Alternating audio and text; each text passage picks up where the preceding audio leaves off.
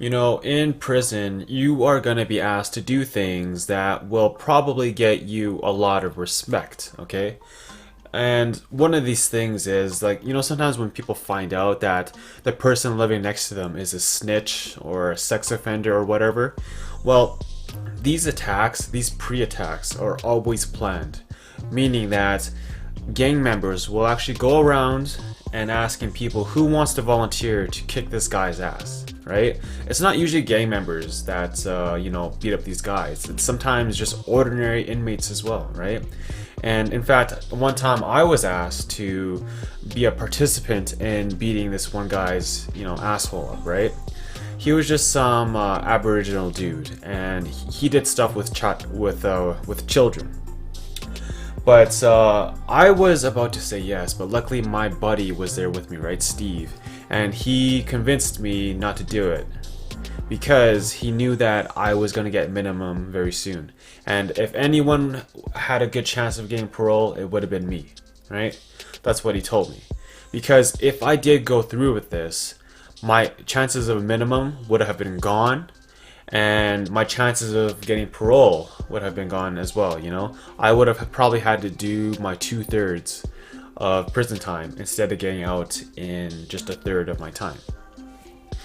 Now, the only upside, if I had chose to do this, was that I would have gotten a lot of respect from the other inmates, right? And this depends, respect, it depends on what it means to you, right? And how long you are going to stay in prison for. Now, if I was going to be in prison for many, many, many years, maybe I would have done it, right? If I knew that I was going to be in Drumheller for a while, I would have done the solid. But I ended up listening to Steve because, I realized that my chances of getting out would have been fucked. So, in the end, the people who ended up kicking this guy's ass were the people he played cards with, right? Like, every day they would just sit down and play cards together. I don't know what games they were playing, but they were always sitting in the main room, whenever we were let out.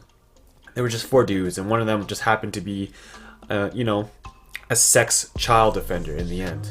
And those 3 people that he played cards with were the ones who fucking jumped him, That's pretty funny to actually hear about it. And these guys, what happened after with these guys is that they all got sent to the hole for a few days, and then they got sent to different units, right? So they were all in Unit 10 with me, and then some were separated to, Unit 11 and then Unit 9, right? And I feel bad for one of these guys because one of these guys, he was actually a really nice dude, Like, one of his motto was always smile because it's contagious and he wants to spread the message. And he ended up kicking this guy's ass. And the thing is, apparently they didn't even do it right because by the time they got into his room, the guy managed to tackle through them and made it to the fucking hallway, right? And when he got into the hallway, they didn't stop, right? They should have stopped there. But they chased him into the hallway and they started stomping on him. But that barely did any damage to the Aboriginal man. So yeah, so stuff like that will happen where you will be asked to do favors, right? And it is up to you on whether if you want to do it or not, right? So yeah, that's pretty much all I have for today. This is a pretty short video.